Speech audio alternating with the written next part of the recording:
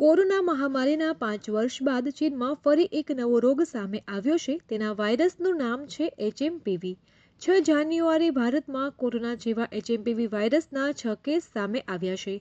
ત્યારે તમને મિત્રો સવાલ થતો હશે કે એચએમપીવી વાયરસ શું છે અને શું તે કોરોના જેવો જ છે? તો આપણે તેના જવાબમાં વાત કરીએ તો આ વાયરસ શ્વસન સાથે સંકળાયેલો વાયરસ છે, જેમાં દર્દીઓને ઉધરસ, તાવ, શ્વાસ લેવામાં તકલીફ અને નાક વહેવા જેવી સમસ્યાઓનો સામનો કરવો પડે છે. એચએમપીવી એ આરએનએ વાયરસ છે, જે સામાન્ય રીતે શરદી જેવા લક્ષણોનું કારણ બને છે. ઠંડા હવામાનમાં તેનું જોખમ વધારે છે.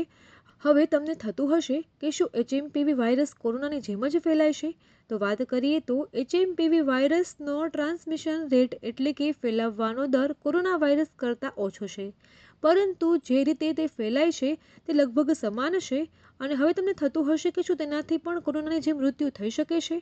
તો મિત્રો, ચીનના centre for disease control and prevention અનુસાર એચએમપીવી વાયરસ ગંભીર તબીબી સ્થિતિ અને વધુ સંવેદનશીલ લોકોના મૃત્યુનું કારણ બની શકે છે.